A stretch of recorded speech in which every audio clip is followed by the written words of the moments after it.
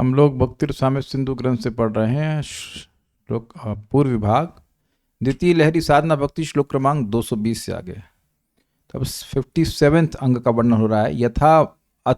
यथा वैभव महोत्सवे होना चाहिए, महोत्सव जो भी हो, मतलब भगवान के लिए महोत्सव का आयोजन करना। जैसे आपने सुना होगा राधाष्टमी महोत्सव, जन्माष्टमी महोत्सव, विभिन्न प्रकार के महोत्सव इस्कॉन के केंद्रों में आयोजित किए जाते हैं। विशेष रूप से भगवान की पूजा होती है, अभिषेक होता है, सब।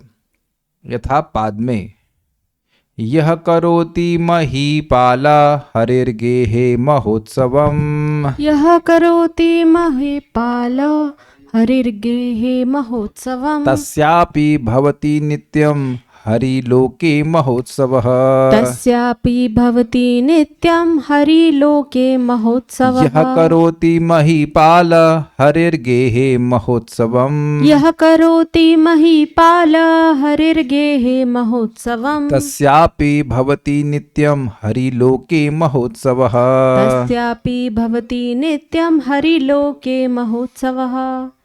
यह करोति महीपाल हरिर्गेहे महोत्सवम्, यह करोति महीपाल हरिर्गेहे महोत्सवम्, तस्यापि भवति नित्यं हरिलोके महोत्सवः। तस्यापि भवति नित्यं हरिलोके महोत्सवः।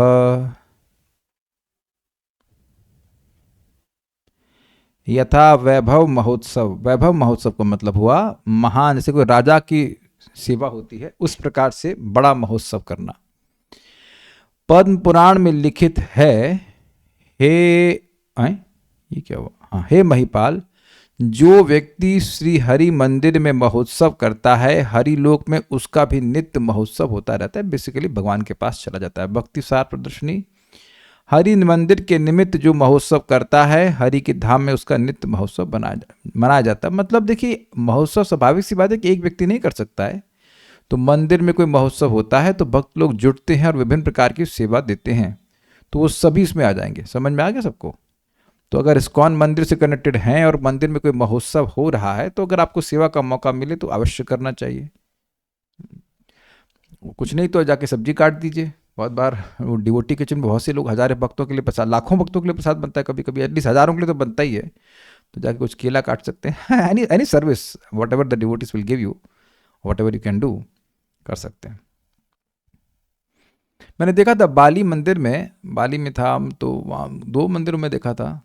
जन्माष्टमी का फेस्टिवल था, हाँ, जन्माष्टमी के आसपास ही गया था मैं। जन्माष्टमी के आखिरी दिन लौट गया था मैं। तो जन्माष्टमी के अवसर पर भक्त लोग, कोई केले का तना ला रहा है, कोई फूल ला रहा है, कोई ये ला रहा है, वो सब वहाँ पे कोई ऐसे वर्कर नहीं वहाँ पे, तो सब भक्त लोग मिलकर ही सेवा कर रहे थे। तो ये सब आयोजन में आ जाएगा। यह करोति तो अन्वय देख लीजिए या श्लोक देख लीजिए। यह करोति महीपाल, हे महीपाल, हे पृथ्वीपते, जो हरिर गेहे महोत्सव करोति, जो व्यक्ति हरि के घर में यानी भगवान के मंदिर में महोत्सव करता है, तस्यापि भवति नित्यम हरि लोके महोत्सव, उसके लिए भी नित्य हरि लोक में महोत्सव भवति अर्थात होता है। श्लोक बहुत सिंपल, इसके अन्वय की जरूरत भी नहीं थी, लेकिन रखती है अन्वय। अब 58 अंग की बात है। ये एक पहला वाला था वैभव महोत्सव, अब है ऊर्जादर, यानी कि कार्तिक व्रत, ऊर्जा व्रत का आदर करना। मतलब कार्तिक महीने में विशेष भगवान की पूजा करना एक विशेष भक्ति का अंग है। ये एक इंटरेस्टिंग बात है कि यद्यपि ये हर दिन नहीं किया जाता है, ये हर दिन नहीं किया जाता है, ये केवल 1 महीना किया जाता है कार्तिक में, फिर भी ये एक अलग से अंग दिया गया है। It's very interesting. यथा दामोदरो भक्त वत्सलो विदितो जनैः, यथा दामोदरो भक्त वत्सलो विदितो जनैः, तस्यायं तादृशो मासः स्वल्पमप्युरुकारकः, तस्यायं तादृशो मासः स्वल्पमप्युरुकारकः। यथा दामोदरो भक्त वत्सलो विदितो जनैः, यथा दामोदरो भक्त वत्सलो विदितो जनैः, तस्यायं तादृशो मासः स्वल्पमप्युरुकारकः, तस्यायं तादृशो मासः स्वल्पमप्युरुकारकः। यथा दामोदरो भक्त वत्सलो विदितो जनैः यथा दामोदरो भक्त वत्सलो विदितो जनैः तस्यायं तादृशो मासः स्वल्पमप्युरुकारकः। तस्यायं तादृशो मासः स्वल्पमप्युरुकारकः। बहुत अच्छा श्लोक है। ऊर्जादर कार्तिक व्रत, ऊर्जा व्रत कार्तिक व्रत, उसको आदर करना।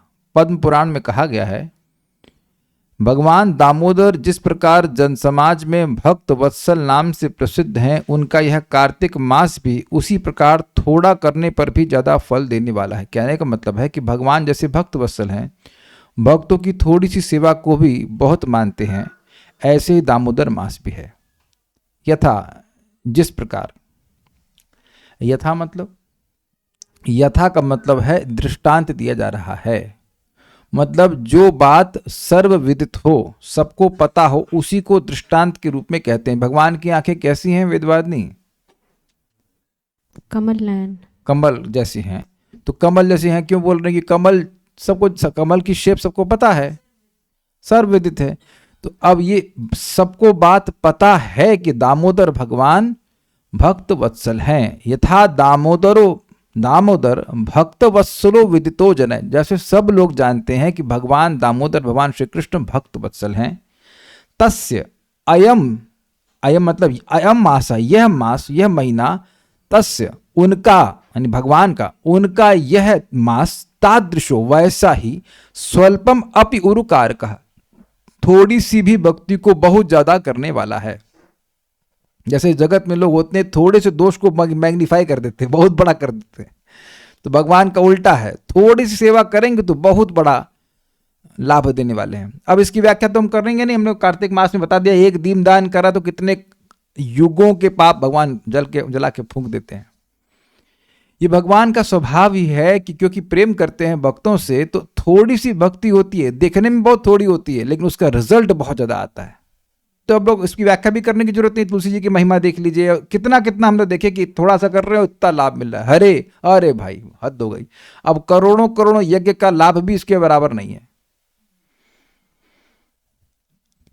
तो क्यों? भगवान, क्योंकि भगवान अपने भक्तों के सेवा से इतने प्रसन्न होते हैं कि उनको लाभ देना ही चाहते हैं। That's how it is. तो उसी तरह से जो महीना है दामोदर का, ये भी इसी प्रकार से है, बहुत थोड़ा सा करने में बहुत ज्यादा फल देने वाला है।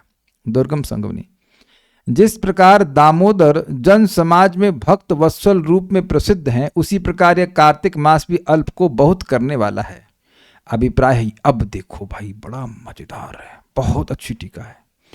अभिप्राय यह है कि जिस प्रकार ऋण लेने वाला ऋण देने वाले को थोड़ा लेकर ब्याज के साथ ज्यादा करके देता है, उसी प्रकार दामोदर का मास कार्तिक भी उन्हीं के समान होकर अल्प को बहुत करने वाला है, अर्थात अल्प साधन के फल में अत्यधिक फल देने वाला है। समझे बात? इस जगत में कभी कभी ऐसा होता है कि मान ली दिया, हमने लोन लिया किसी से 100 रुपया, लेकिन उसका जो ब्याज है वो हो गया 400 रुपया, मतलब नहीं दे पाए, समय बीत गया और बहुत बड़ा हो गया। पहले ज़माने में ऐसा हुआ करता था कि पिताजी ने लोन लिया, अब वो जो सूद देने वाला होता है, क्या कहते हैं उसको, लेंडर को क्या बोलते हैं हिंदी में? लेंडर को डेटर बोलते हैं क्रेडिटर बोलते हैं हिंदी में। अरे हिंदी पूछ रहा हूं वसूली नहीं, मतलब वसूल नहीं, क्या बोलेंगे इसको? लेंडर, ब्लेंडर नहीं लेंडर, डेटर। देखो मोक्ष माता जी भी इंग्लिश बता रही है, इसको डेटर बोलते हैं लेंडर को डेटर नहीं बोलते हैं, ये तो गलत अर्थ बता रही हैं आप। डेटर मतलब कर्जदार, लेंडर मतलब देने वाला, ऋणदाता। हाँ, साहूकार है, yes that was the exact word, साहूकार। साहूकार जो है वह पिताजी को लोन दे देगा, अब उस पर पता नहीं, वो बेचारे वो पढ़े लिखे होते नहीं थे, मजदूर या जो भी होंगे, और उसके बाद पीढ़ी दर पीढ़ी उसका कर्ज चुकाते रहते हैं। तो ये बात समझिए कि भगवान के लिए जो भी कार्य करते हैं, भगवान उसके लिए कृतज्ञ हो जाते हैं। उसने हमारे लिए बहुत किया, ये मेरे लिए गुलाब जामुन लाया या वट एवर, एक फूल दिया, every service is very very grateful, और उसका रिटर्न भगवान बहुत अद्भुत तरह से देते हैं, कई गुना अधिक देते हैं। जैसे एक बार भगवान हस्तिनापुर में थे और माता द्रौपदी की विशेषता थी कि उनकी हजारों साखी मतलब सखियां नहीं दासियां होने पर भी वह पर्सनली भगवान कृष्ण की सेवा करती थी, भगवान की प्रेमी भक्त हैं। तो वह उनके लिए सीताफल लेके आए और चक्कू लेके आई। सुना है कथा आपने? सीताफल, कद्दू। I am surprise why Krishna has to like kaddu, anyhow, और कद्दू। ओ अच्छा अच्छा, I am sorry, it's not kaddu exactly, इस sitaphal is sharifa, yes yes yes yes, agree, ठीक है। तो वो बड़ा मीठा फल होता है, हाँ वो मीठा फल होता है। तो वो भगवान जानबूझकर चक्कू से ऐसे काटे कि उनका अंगूठा कट गया, हल्का सा कट गया। अब देखिए ये बात आप तत्व से मत सोचिएगा, क्योंकि भगवान का शरीर तो पूरी तरह स्पिरिचुअल है वो नहीं काटा जा सकता, लेकिन उनकी इच्छा से लीला संपादन करने के लिए भगवान ने ऐसा किया। तो द्रौपदी माता तुरंत ही उनकी जो साड़ी थी, महाराज बता रहे थे कि शायद शादी की साड़ी थी या जो भी रहो, एकदम अच्छी साड़ी थी, उसको उसका से एक पीस कपड़े का फाड़ दी और तुरंत भगवान के हाथ पे अंगूठे पे बांध दिया। तो माता द्रौपदी को भगवान बोले थे, द्रौपदी माता को बोले थे भगवान कि इसका मैं ऋण चुकाऊंगा, बहुत करके चुकाऊंगा। तो वो देख लेते आगे द्रौपदी कितनी बड़ी कठिनाई में आने वाली हैं, तो सर्वज्ञ हैं, तो भगवान ने चुकाया। This is very nice. हमको लग रहा है, और इसीलिए हमें कथा सुननी चाहिए, हमको लग रहा है ये तो थोड़ी सी सेवा, ये फूल की सेवा या तुलसी अर्पण करने की सेवा या नाम जप की सेवा, इसमें क्या है? लेकिन भगवान का स्वभाव ही ऐसा है कि वो बहुत बहुत मानते हैं, बहुत गिनते हैं उसको। और जो ये सब, जो ये आप कहेंगे प्रो ये सब ऐसा क्यों कह रहे हैं? अभी एक भक्त ने मैसेज किया था, अभी का मतलब कल किया था, मैं गुस्सा है, हमने डिलीट कर दी चैट, कि भगवान, अब बोल रहा है तुमको बोलने में गुस्सा आएगा, लेकिन फिर भी भगवान रेसिप्रोकेट क्यों नहीं करते हैं, भगवान ध्यान क्यों नहीं देते, टाइम क्यों लगाते, हमसे बात क्यों नहीं कर रहे, दर्शन क्यों नहीं देते? अरे भाई रोज 16 माला हो नहीं रही है और दर्शन मांगेंगे तुरंत। Krishna always reciprocates. अगर कोई रेसिप्रोकेट नहीं कर रहा है तो हम हैं, भगवान ऐसा है ही नहीं कि नहीं कर रहे हो। लेकिन कथा नहीं सुनता है व्यक्ति, तो वो इसी तरह के डाउट रहते हैं भगवान के प्रति कि भगवान तो ध्यान ही नहीं दे रहे। रूपा जी का बड़ा सुंदर शब्द है कि जैसे जैसे तुम्हारा भगवान के प्रति प्रेम बढ़ेगा, तुम भगवान से प्रेम करने लग जाओगे, तो तुमको अनुभव होगा कि भगवान तुमसे कितना अधिक प्रेम करते हैं। That's very interesting. और भक्तों को अनुभव होता भी होगा कि कैसे हमारे भक्ति के पथ में भगवान सहायता कर रहे हैं, है कि नहीं? और ना ही हमारे भगवान दोषों को देखते हैं। एनीहाउ, तो खाली बात यह है कि भगवान भक्त वत्सल है, तो दामोदर का महीना भी इसी प्रकार से भक्तों का वत्सल है। और जो भक्त थोड़ी सी भी सेवा करते हैं, स्पेशली दीपदान की, तो भगवान उसको कई गुना भी बोलना, मतलब कोई नंबर नहीं फिक्स कर सकते, वो उसका बिल्कुल प्रतिदान करते हैं इस प्रकार से। तो इस प्रकार से सुनना चाहिए और भगवान की सेवा करनी चाहिए। तो ऊर्जा व्रत करना, और ऐसा भी नहीं कि बहुत कॉम्प्लिकेटेड है, दीपदान करना है, सुबह उठना है, वो जो आप करते हो वही करना है, नाम जप करना है, भगवान की कथा सुननी, यही तो करता है कार्तिक में। शीर्षासन तो नहीं करना है ना। आप लोग जल्दी से बताओ कि कार्तिक महीने में शीर्षासन को करने की क्या महिमा है? Anyone from the yoga background? तो आप देख लीजिए कि शीर्षासन नहीं करने के लिए बोला है। दीपदान कर दिए, भगवान के बारे में कथा सुनिए, नाम उच्चारण करिए, सुबह उठिए। This is very simple. उसमें एक जगह लिखा भी, केवल सुबह उठ के स्नान करेगा तो वैकुंठ चला जाएगा। अब हम लोग तो सुबह उठ के स्नान करते ही, उसमें कौन सी आश्चर्य की बात है?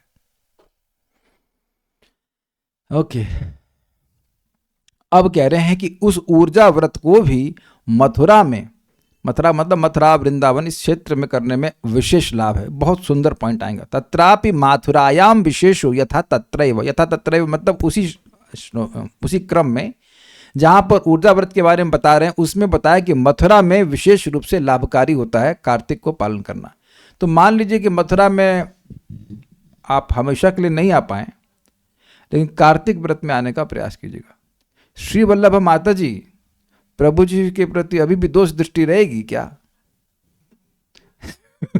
उनकी वजह से धामवास, उनकी वजह से कार्तिक में मथुरा वास, दीपदान, इतना उपकार कर रहे हैं, फिर भी आप थोड़ा सा प्रेम और बढ़ाना चाहिए। थोड़ा सा प्रेम तो आप करती हैं, और बढ़ाइए, और पैर पाँव छूइए कि भाई आपकी वजह से हम रह रहे हैं यहाँ पे। Is it not? जब जिसकी वजह से आपको ये इतना बड़ा लाभ मिल रहा है, तो उसके प्रति कुछ कृतज्ञता होनी चाहिए कि नहीं होनी चाहिए? है कि नहीं? जब महिमा समझेंगे तब समझ, अरे बाप रे, तो बड़ा, थोड़ा बहुत मान लीजिए, थोड़ा सा वो, मान लो नहीं भी भक्ति कर रहे, आपको रह करके भक्ति तो करने दे रहा है ना। Is it not? तो ये बहुत बड़ा लाभ है भाई, लाभ सुनिएगा। भुक्तिम मुक्तिम हरिर दद्यात अर्चितो अन्यत्र सेविनाम। भुक्तिं मुक्तिं हरिर्दद्यात् अर्चितोऽन्यत्र सेविनाम्। भक्तिम तु न ददात्येव यतो वश्य करी हरेः। भक्तिं तु न ददात्येव यतो वश्य करि हरिः। सात्वञ्जसा हरेर्भक्तिर्लभ्यते कार्तिकेन रैः। सा तु अंजसा हरेर्भक्तिर्लभ्यते कार्तिकेन रैः। मथुरायां सकृदपि श्री दामोदर सेवना। मथुरायां सकृदपि श्री दामोदर सेवनात्। भुक्तिं मुक्तिं हरि दद्यात् अर्चितो अन्यत्र सेविनाम्। मुक्तिं मुक्तिं हरिर्दद्यात् अर्चितोऽन्यत्र सेविनाम्। भक्तिं तु न ददात्येव यतो वश्य करी हरेः।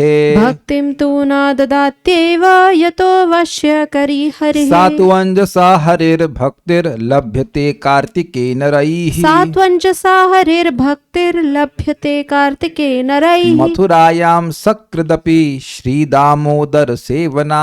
मथुरायां सकृदपि श्री दामोदर सेवनात्। भुक्तिं मुक्तिं हरिर्दद्यात् अर्चितोऽन्यत्र सेविनाम्। भुक्तिं मुक्तिं हरिर्दद्यात् अर्चितोऽन्यत्र सेविनाम्। भक्तिं तु न ददात्येव यतो वश्य करि हरिः। भक्तिं तु न ददात्येव यतो वश्य करी हरेः।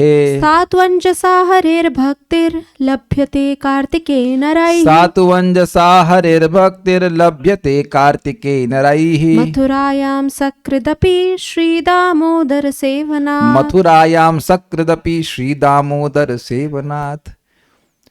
इसीलिए दामोदर के महीने में होटलों के प्राइस बढ़ जाते हैं यहाँ पे, लेकिन उसमें भी कंप्लेन नहीं करना चाहिए। अरे मान लीजिए किसी ने आपसे 1200 रुपये ले लिए एक दिन के, लेकिन उसके बदले में पुण्य कितना मिल गया, तो सोचना चाहिए ना। उसमें भी मतलब दामोदर के महीने में भी मथुरा में कार्तिक व्रत की विशेषता है। जैसा कि पद्म पुराण में कहा गया है, मथुरा को छोड़कर अन्य स्थान में अर्चित होने पर व्यक्तियों को भुक्ति मतलब भोग, मुक्ति मतलब मोक्ष प्रदान करते हैं, किंतु भक्ति नहीं देते हैं। क्यों नहीं देते? कारण यह हरि को वशीभूत करती, क्योंकि जिसको भक्ति प्राप्त हो जाती है उसके कंट्रोल में भगवान हरि आ जाते हैं। किंतु मथुरा में कार्तिक मास में एक बार भी श्री दामोदर की पूजा करने से, भगवान श्री कृष्ण की पूजा करने से, उस पूजा के प्रभाव से अन्य साधन शून्य मानव सहसा सुदुर्लभा हरि भक्ति भी प्राप्त करता है। अब ये एक बड़ी मजेदार बात है। क्यों? और पूरे साल मान लो भजन ना भी कर रहा हो, कोई कथा नहीं सुनी, कुछ सेवा नहीं करी है, केवल एक दिन भी आता है यहाँ पे और सेवा करता है, नामोच्चारण करता है, दीपदान करता है, भगवान की सेवा किसी भी तरह से करता है, तो उसको भक्ति प्रदान करते हैं। तो अब आप लोगों के मन में संशय होगा, प्रभु जी हमें तो नहीं दी। यही संशय हमने परम पूज्य राधा रमन महाराज जी को पूछा, महाराज हमको तो भक्ति नहीं मिली। तो महाराज बड़ा उत्तर अच्छे से दिए, बिल्कुल नहीं मिली। क्यों भाई? बिल्कुल नहीं मिली। शीतल माता जी आप भी तो कार्तिक में आई थी ना, तो बिल्कुल भक्ति नहीं मिली। बिल्कुल नहीं मिली तभी तो क्लास में आ रहे हैं ना। बिल्कुल भक्ति नहीं है, भगवान के बारे में बिल्कुल अच्छा नहीं लगता, तभी तो आए ना यहाँ पे हम लोग। आप बताओ कि अगर भक्ति ना हो, भगवान से कुछ भी प्रेम ना हो, तो आप लोग आएंगे बिना किसी बिना किसी फोर्स के? या तो आज तो मैं बताना भूल गया, एकदम 10:31 पे अनाउंस किया कि आज क्लास है, फिर भी आप लोग आए। तो अब भाई भक्ति तो धीरे धीरे बढ़ती है, लेकिन भक्ति मिली तो सही ना। काले कृष्ण की आंखों में डाउट टपक रहा है। आप बोल कुछ नहीं, लेकिन आपकी आंखें बड़ी प्रकट बोल रही हैं कि कुछ डाउट है, कुछ हो तो पूछ लीजिए, नहीं तो कहना आजम नहीं होगा आपका। पूछ लीजिए। खैर पूरा सुनिएगा, बड़ी सुंदर टीका है। अभी कुछ होगा तो पूछ लेना, कोई दिक्कत नहीं। अन्यत्र मतलब मथुरा को छोड़कर अन्य स्थान में अर्चित पूजित होने पर हरि सेविनाम, भगवान हरि सेवा करने वाले को भुक्ति अर्थात भोग और मुक्ति मतलब मुक्ति मोक्ष दे देते हैं। किंतु भक्ति न ददाति, भक्ति नहीं देते ही नहीं, सॉरी नहीं क्या हो गया, नहीं दोबारा गया, भक्ति देते ही नहीं एक्स्ट्रा हो गया, वो यहाँ इसको हटा दीजिएगा, नहीं ही देते हैं, ऐसे करना चाहिए। क्यों? यथा, क्योंकि हरे वश्य करी, हरि को स्पेशल छूट गया यहाँ पे, हरि को वश में होना चाहिए, वश में करने वाली है ये भक्ति। किंतु सा हरे, वह हरि की भक्ति, सा हरे भक्ति, वह हरि की भक्ति, मथुरायाम कार्तिके, मथुरा में कार्तिक मास में नरई मनुष्यों द्वारा सकृदपि, एक बार भी श्री दामोदर सेवनाथ, श्री दामोदर की सेवा से अंजसा लभ्यते, सरलता से प्राप्त होती है। तो मतलब मथुरा देवी की कृपा और दामोदर मास की कृपा, ये एक्स्ट्रा हो जाता है। भुक्तिम मुक्तिम हरिर दद्यात, भोग और मोक्ष हरि देते हैं। कब? अर्चितः, अर्चित होने पर। कहाँ? अन्यत्र सेविनाम, मथुरा को छोड़कर अन्य स्थान में सेवित होने पर भगवान भोग और मोक्ष देते हैं। भक्तिम तु न ददात्येव, भक्ति तो नहीं देते हैं, नहीं ही देते हैं। क्योंकि यथा, मतलब क्योंकि वश करी हरे, भगवान हरि को जो पूरी तरह स्वतंत्र हैं, सर्वतंत्र स्वतंत्र, उनको वश में करने वाली। अहम भक्त पराधीनो न ही स्वतंत्र ही द्विजः, हे द्विज, हे द्विज बोले तो हे कौन से हे? अरे ब्राह्मण तो मुझे पता है कौन से हैं, दुर्वासा ऋषि, कि ये समझ लीजिए कि मैं स्वतंत्र नहीं हूं, मैं तो भक्तों के पराधीन ही हूं। अहम भक्त पराधीन न ही स्वतंत्र ही द्विजा, मैं स्वतंत्र नहीं ही हूं।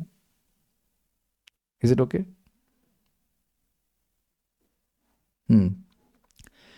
सा तू, सा हरे भक्ति तू, वह हरि भक्ति तो अंजसा, बिना प्रयास के, बिल्कुल बिना प्रयास तो नहीं कहूंगा, बड़ी आसानी से लभ्यते, प्राप्त हो जाती है।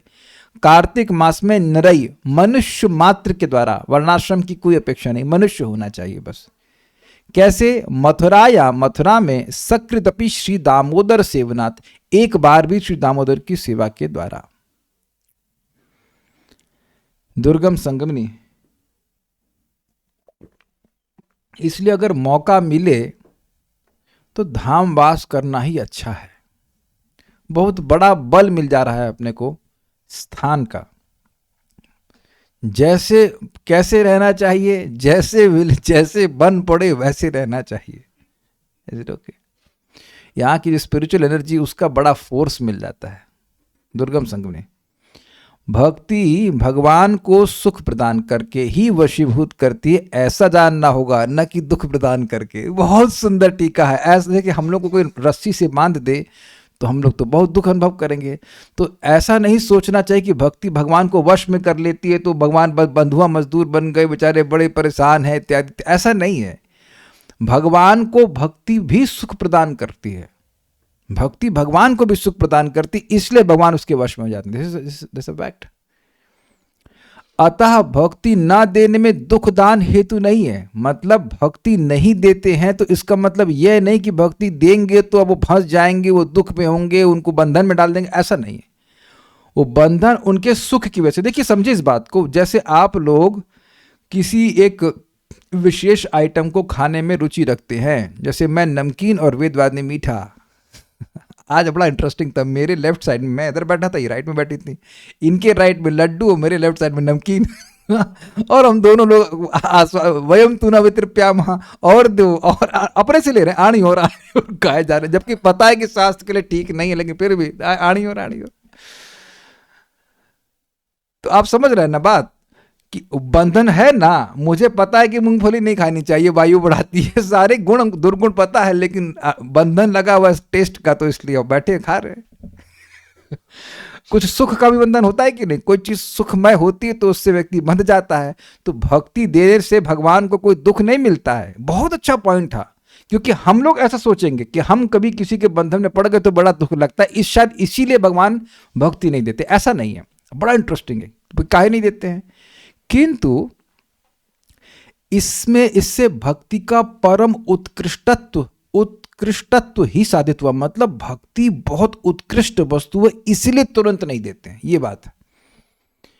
इस प्रकार परम उत्कृष्ट वस्तु सहसा किसी को देना ठीक नहीं। क्लियर है? सहमत है? योग्य व्यक्ति को ही देना उचित है। जब तक अयोग्यता रहती है तब तक भगवान अयोग्य व्यक्ति को भक्ति नहीं देते हैं। इसलिए सिद्धांत यह है कि ऐसा नहीं है कि भक्ति देना नहीं चाहते हैं या देते ही नहीं है। अगर भक्ति किसी को देते ही नहीं तो फिर साधन करने का मतलब क्या हुआ। लेकिन जब तक साधक में अयोग्यता रहती है तब तक नहीं देते हैं। अयोग्यता क्या है भाई? भोग और मोक्ष की इच्छा रूपी पिशाची। भोक्ति और मतलब भोक्ति मतलब भोग की इच्छा और मुक्ति मतलब मोक्ष की इच्छा। जब तक ये साधक के हृदय में रहेगी तब तक भक्ति उसको नहीं प्राप्त हो पाती है। भाई जब वो इच्छा ही नहीं कर रहा है तो उसे देंगे क्यों? तो भोग और मोक्ष की इच्छा को दरकिनार कर साइड करके जब भगवान की भक्ति प्राप्त करने की इच्छा करता है तो भगवान देते हैं। I think it's very clear. हाँ कुछ पूछिए, मतलब कुछ पूछिए, मतलब जो पूछना चाहती हूँ पूछिए। हाँ, अगर वो भोग को हे मान रहा है कोई व्यक्ति, फिर भी भोगों में पड़ जाए तो फिर उसको भोग तो नहीं चाहिए एक तरह से। देखिए ये तो भक्ति में आने की योग्यता ही है कि वह व्यक्ति पूरी तरह से भोगों से विरत भी नहीं है और पूरी तरह से भोगों से तृप्त भी नहीं है। ये था ना, मतलब पूरी तरह आसक्त भी नहीं है और पूरी तरह विरक्त भी नहीं है। तो भक्ति में आता है तो भक्ति की इच्छा रख रहा है। ऐसा व्यक्ति भक्ति की इच्छा रख सकता है। एक कह रहे हैं कि भोग इच्छा तो है अभी, आई मीन कंट्रोल कहाँ है। देखिए ये बार बार समझने का प्रयास कीजिए। आप जिस अवस्था में हैं, हम सब जिस अवस्था में, वहां से विवेक के द्वारा भक्ति की डिजायर कर सकते हैं कि मैं जब कर रहा हूं भगवान मुझे आपकी भक्ति चाहिए। अभी आपने द्रौपदी का प्रसंग सुना, तो द्रौपदी के प्रति जब भगवान का इतना प्रेम था, क्या आप नहीं चाहते कि आपका भी इसी प्रकार का प्रेम का आदान प्रदान भगवान से हो? कह दीजिए किसी के हृदय में इच्छा नहीं आती। जब भगवान के भक्तों से ऐसे प्रेम का आदान प्रदान सुनते हैं तो चाहे हमारा हृदय कैसा भी हो, एक स्प्रिया आती है कि भगवान मैं कितना कूड़े में पड़ा हुआ हूं, काश मैं भी आपसे ऐसे प्रेम कर सकूं। यही तो उस 9.30 का मतलब है ना, अपि चेत सुदुराचारो भजते माम अनन्य भाग। अगर अनन्य भजन संभव नहीं होता अशुद्ध अवस्था में भी तो भगवान बोलते क्यों? तो व्यक्ति चाहे हृदय की अवस्था कैसी भी हो, कितना भी दूषित हो, प्रभात कहते तुम चाहे चोर हो, डकैत हो, चाहे कुछ भी हो, लेकिन तुम्हारे मन में संकल्प आ गया कि मुझे भगवान को देखना है, मुझे भगवान की प्राप्ति करनी है, तो it's just a matter of aspiration. देखिए एक सिंपल सी बात समझिए, कोई व्यक्ति कुछ कर रहा है तो उसके पीछे का प्रयोजन बोध उसको होता है। कोई दवा खा रहा है तो किस लिए खा रहा है, वो भोजन खा रहा है तो किस लिए भोजन कर रहा है, तो किस लिए कर रहा है। दवा खाता है ठीक होने के लिए और लड्डू खाता है ठीक होने के लिए। आप में से कितने लड्डू खाते हैं ठीक होने के लिए? नहीं, मटेरियल बात बोल रहा हूँ, दवा के रूप में तो नहीं खाते। आप दवा के रूप में खाते हैं, ला भाई थोड़ा 2 लड्डू लेना डॉक्टर बोला कभी सुबह 2 लड्डू शाम को लड्डू, ऐसा तो नहीं बोले। तो आप देख लीजिए वहां स्वाद के लिए खा रहे तो प्रयोजन तो है ना। यहां पे आप क्यों आए? चाउमीन खाने के लिए, कथा के लिए। व्हेन वी डू समथिंग तो प्रयोजन तो क्लियर होता है ना। तो उसी प्रकार से जब हम भगवान की भक्ति कर रहे हैं तो बिल्कुल स्पष्ट होना चाहिए कि श्रवण कीर्तन के द्वारा हमारी भक्ति बढ़ जाए। It's very simple.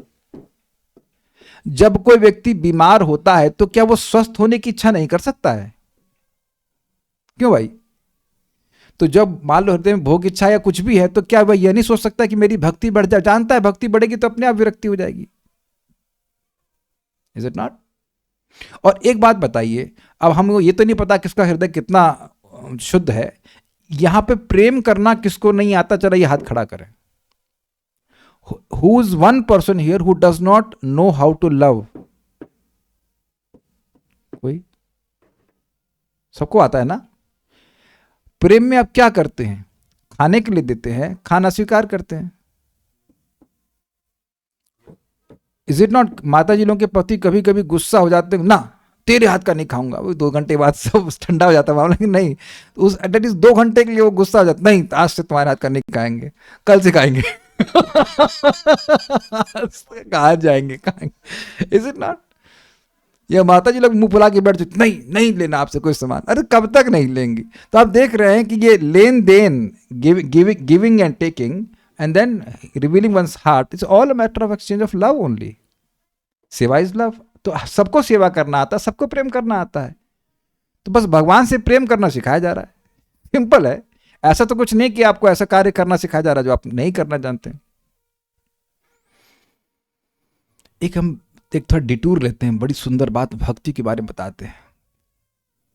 देखिए, अगर मैं आपसे प्रश्न करूं कि एक माँ के गर्भ में जो बच्चा है, क्या वह कर्म योग कर सकता है? अपने नियत कर्मों को भगवान को समर्पित कर सकता है? उसके लिए क्या नियत कर, बेचारा हिल भी नहीं सकता। ठीक, वेरी गुड, तो ये आउट हो गया। अच्छा, ज्ञान योग कर सकता है कि निर्विशेष से ब्रह्म का अनुसंधान करो, तो वह भी संभव नहीं है। अष्टांग योग तो कर ही देगा। एक होता है, मैंने सुना गर्भासन होता है एक्चुअली गर्भासन ऐसे करके बैठ जाते हैं, बट वो भी संभव नहीं है। लेकिन अगर मैं यह पूछूं कि क्या भक्ति योग संभव है, बहुत अच्छा आपने बोला। प्रहलाद महाराज प्रसिद्ध है कि वह मां के गर्भ में ही परफेक्टेड जीव होकर बाहर आए। न सिर्फ कर सकता है, अपितु भक्ति की पूर्णता को प्राप्त कर सकता। कितना अमेजिंग है। तो भक्ति योग ऐसा है कि मां के गर्भ में भी कर सकते हैं। इतना आसान है, इतना सर्व सुलभ है, इतना शक्तिशाली है। तो जब मां के गर्भ के बाहर आए, मोर कंफर्टेबल हो तो कर ही सकते हैं ना। तो इसलिए ये कहना कि अगर किसी की भोग इच्छा है कि तो भक्ति नहीं कर सकता, या प्रेम भक्ति नहीं को प्राप्त नहीं कर सकता, एस्पायर नहीं कर सकता, ये सब ठीक नहीं है। सुन करके लक्षित किया जा सकता है कि हाँ, मेरा लक्ष्य भगवान की भक्ति है। कहाँ चले गए थे हम लोग? हम बात ये कर रहे थे कि योग्य व्यक्ति को ही देना उचित है जब तक अयोग्यता रहती। मैं अयोग्यता पे बोल रहा था कि भोग और मोक्ष की स्पृहा जब तक रहती तब तक भक्ति कर नहीं सकता, ये नहीं बोल रहे हैं। भक्ति प्राप्त नहीं होती है। और जब भोग मांग रहे हो तो भोग मिलेगा, भक्ति करो कोई दिक्कत नहीं है, लेकिन भोग मिलेगा। लिखा है ना, अर्चिता, भगवान की सेवा कर रहे हैं लेकिन भोग मिलेगा। सम्मान मिल रहा है जगत में, पैसा मिल रहा है, सब मिलता चला जाएगा। उसी से भक्त संतुष्ट हो गए तो भगवान कहेंगे ठीक है, मैं भी तुम रहो, मैं आता हूं। देखा ना, माँ झुंझुना दे देती, ठीक है ठीक है ठीक है, तुम झुंझुने संतुष्ट तो कोई बात नहीं, भी मैं आती हूँ थोड़ी देर बाद में। या भक्त अगर निर्विशेष ब्रह्म में लीन होना चाहता है तब भी भक्ति नहीं प्राप्त होती। तो भक्ति चाहता है तो भक्ति देते हैं, ये बात बोल समझनी चाहिए। अब ये योग्यता क्या है? सर्व अन्य स्वहित निरपेक्षत्व ही योग्यता है। क्या बोली, थोड़ा कॉम्प्लिकेटेड हुआ। सर्वान्य स्वहित निरपेक्षत्व ही योग्यता है। पहले इसको तोड़िए, इसको। स्वहित निरपेक्षा, अपने हित की निरपेक्षा। अपेक्षा मीन्स एक्सपेक्टेशन, निरपेक्षा मतलब नॉन एक्सपेक्टेशन। मेरा हित हो, इसकी कोई अपेक्षा नहीं। तो अब देखिए, जब मेरे को भोग मिलेंगे तो भावना है ना कि ये अपेक्षा है ना कि मुझे भोग मिले। मोक्ष किसको मिलेगा, मुझको कि भगवान को? मुझको। तो यहां दोनों जगह स्वहित की अपेक्षा हुई कि नहीं? अब उसमें जोड़ दीजिए, सर्व अन्य, हर प्रकार के स्वहित की अपेक्षा से रहित। ये है भक्ति की योग्यता। मतलब सिंपल शब्दों में कहें, तत् सुख सुखित्वम की योग्यता। कृष्ण के सुख में ही सुखी होने की योग्यता। भगवान चाहते हैं कि मैं वैकुंठ चले जाऊं, बड़ी अच्छी बात है। भगवान चाहते हैं मैं भौतिक जगत में रहूं, तो वो भी अच्छी बात है। देखिए, ऐसा व्यक्ति भौतिक जगत में रहता नहीं है जिसकी स्वहित की अपेक्षा ही समाप्त हो गई है, उसकी सारी भोग वासना ही समाप्त हो गई है, उसके लिए कोई दुख नहीं है। उसका जंगल है ही नहीं, तो संसार दावानल कैसे होगी? राजस्थान में भी आग लगती है, इन द सेंस कि राजस्थान में कोई जंगल नहीं है, रेगिस्तान में, सॉरी। क्या आप लोग समझ पा रहे हैं? जब जीव की भोग वासना होगी तब दुख पाएगा। जब वासना है ही नहीं तो दुख कैसे पाएगा? वो चाहे कहीं पे भी रहे, ही इज हैप्पी। तो जब तक इस प्रकार की अपेक्षा रहती कि मुझे भी कुछ मिले, तो यह भक्ति नहीं है। केवल भगवान सुखी हो, जब ये हमारी भक्ति का तात्पर्य है, तो ये योग्यता है भक्ति प्राप्त करने की। Is it sinking? I don't care about my happiness, I only care about Krishna's happiness। और ऐसे में व्यक्ति को सुख अपने आप मिलता है। मैंने कई बार समझाया कि तिलक हम अपने माथे पे लगाते हैं, रिफ्लेक्शन पे लगाते ही नहीं है। लेकिन ऐसा हो ही नहीं सकता है कि रिफ्लेक्शन में तिलक ना दिखे, क्योंकि अभी हम लोग की कंडीशनिंग है, हमारी प्रोग्रामिंग ऐसी हो गई कि जब हम अपने सुख की तैयारी नहीं, अपने सुख का प्रयास नहीं करेंगे तो हम सुखी होंगे कैसे? लेकिन आप विचार कीजिए कि हम लोग इस समय भी जब इंद्रिय तृप्ति करते हैं तब भी हम अपने सुख का प्रयास नहीं कर रहे हैं, हम इंद्रियों को सुखी करने का प्रयास कर रहे हैं। सबको कैच, किसी एक भी व्यक्ति को कैच हुआ ये पॉइंट? वी आर स्वरूपगत रूप से हम निस्वार्थी हैं। हम समझ रहे हैं, हम भी अपने को संतुष्ट नहीं कर रहे हैं, हम लोग अपनी इंद्रियों को संतुष्ट कर रहे हैं। वो भी अपनी नहीं है, भगवान की हैं। आंख नाक कान सब भगवान दिए हैं, तो उनको संतुष्ट करने का प्रयास करना है। Is it okay? मेरा मन भी तो मेरा नहीं, वो अलग ही वस्तु है ना। तो देह को संतुष्ट करके अपने को मान रहे हैं कि हम संतुष्ट हो जाएंगे, सुखी हो जाएंगे, वैसे होता है वैसे ही नहीं है। लेकिन जब प्रवृत्ति ही है, बेसिकली पॉइंट इज जीवात्मा सेवा करके ही सुखी होता है। तो चाहे वो देह की करे चाहे भगवान की करे। अब देह की करके तो हो नहीं सकता, लेकिन उसको कुछ भौतिक रस मिलता है अविद्या के द्वारा। तो ये समझना चाहिए कि ऐसा नहीं कि कुछ पाई इन द स्काई चीज वाली बात बोली जा रही है। हम लोग निस्वार्थ हैं ही, स्वरूपता हम लोग सेवक हैं और सेवा करके सुख प्राप्त करते हैं।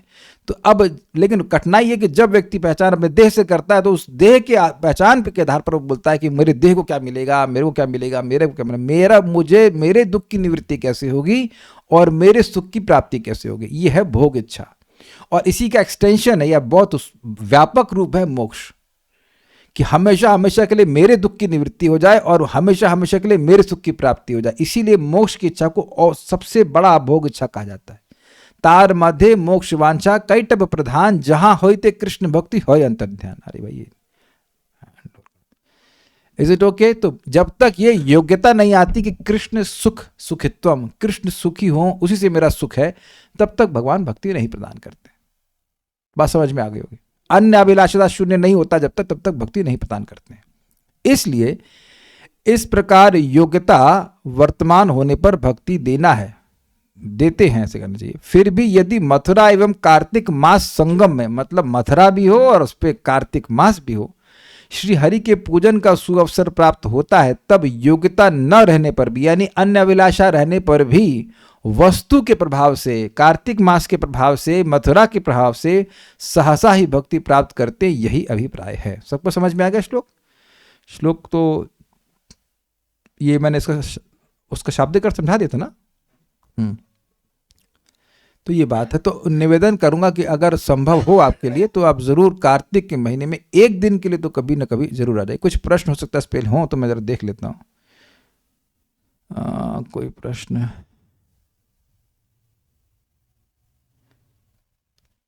एक भक्त कह रहे हैं झारखंड में रह के भक्ति कर रहे हैं तो मेरे को भक्ति नहीं मिलेगी, बस भोग मिलेगा। नहीं, ये अर्थ नहीं था। देखिए, आप झारखंड में रहिए, किसी भी खंड में रहें, पॉइंट इज अगर भगवान की भक्ति प्राप्त करने के लिए भक्ति कर रहे हैं तो भक्ति मिलेगी। यहां ये बोल रहे हैं कि अगर भक्ति प्राप्त करने के लिए भी ना कर रहा हो, उसकी अन्य अभिलाषा भी है, फिर भी भगवान की भक्ति कर रहा है, कुछ भक्ति किया, एक बार भी भक्ति किया, तो भी भक्ति प्रदान कर देते हैं। दयावश ये बात बोल रहा है। I hope it is clear. Okay. अथ श्री जन्मदिन यात्रा। जन्मदिन यात्रा का अर्थ ये नहीं कि जन्मदिन भगवान की जन्माष्टमी में यात्रा करने को लिटाया बैग और घूमने चल दिए। जन्मदिन यात्रा का मतलब है जन्मदिन को, जन्माष्टमी को सेलिब्रेट करना। ऐसे बैग लिया भागो चलो। कुछ यही अमर है कि भाई मंदिर जाना, भगवान का जन्माष्टमी सेलिब्रेट करना, ठीक है। यथा भविष्योत्तर पुराण में यस्मिन् दिने प्रसूतेयं देवकी त्वां जनार्दन, यस्मिन् दिने प्रसूतेयं देवकी त्वां जनार्दन, तद्दिनं ब्रूहि वैकुंठ कुर्मस्ते तत्र चोत्सवम्, तद्दिनं ब्रूहि वैकुंठ कुर्मस्ते तत्र चोत्सवम्, तेन सम्यक् प्रपन्नानां प्रसादं कुरु केशव, तेन सम्यक् प्रपन्नानां प्रसादं कुरु केशव। यस्मिन् दिने प्रसूतेयं देवकी त्वां जनार्दन, यस्मिन् दिने प्रसूतेयं देवकी त्वां जनार्दन, तद्दिनं ब्रूहि वैकुंठ कुर्मस्ते तत्र चोत्सवम्, तद्दिनं ब्रूहि वैकुंठ कूर्मस्ते च तत्र चोत्सवम्, तेन सम्यक् प्रपन्नानां प्रसादं कुरु केशव, तेन सम्यक् प्रपन्नानां प्रसादं कुरु केशव। श्री जन्मदिन यात्रा 59 अंग है। भविष्योत्तर पुराण में उक्त है, हे जनार्दन, हे वैकुंठ, जिस दिन आपको देवकी देवी ने जन्म दिया है उस दिन की कथा आप कहें, हम सब उस दिन में उत्सव करेंगे। मतलब बताइए कि किस दिन आपका जन्म हुआ, जन्माष्टमी कब है। हे केशव, उससे हम सब शरणागत के प्रति सम्यक रूप से प्रसन्न होंगे। आप छूट गया, उससे हम सब शरणागत प्रति आप सम्यक रूप से प्रसन्न होंगे। यस्मिन, श्लोक देख लीजिए, यस्मिन दिने, जिस दिन में, प्रसूत इयम देविकी, इन देवकी ने त्वाम, आपको जन्म दिया था, प्रसूत मतलब जन्म दिया था, हे जनार्दन, तद दिनम ब्रूहि वैकुंठ, हे वैकुंठ उस दिन को आप हमें बताइए। क्या करेंगे आप? तत्र, उस दिन, ते च उत्सवम कुर्मः, हम उस दिन आपके लिए उत्सव करेंगे, बर्थडे मनाएंगे आपका। उससे क्या होगा? तो कह रहे ते ना, उस उत्सव के द्वारा, प्रपन्नानाम, हम जो आपके शरणागत हैं उनके प्रति, सम्यक प्रसादम कुरु केशव, हे केशव जो ब्रह्मा और शिव जी को भी नियमन में रखते हैं, उनके प्रति, उन हम के प्रति आप सम्यक रूप से कृपा करिए। ठीक है, समझा गया? तो भगवान की जन्माष्टमी का सेलिब्रेशन करने से भगवान की कृपा भक्तों पर होती है। सो यहाँ पर रुकते हैं। कोई प्रश्न है किसी भक्त का? नहीं, सो स्टॉप हियर। श्री भक्ति रसामय सिंधु की जय, श्रील प्रभुपाद की जय, निताई गौर प्रेमानंदे।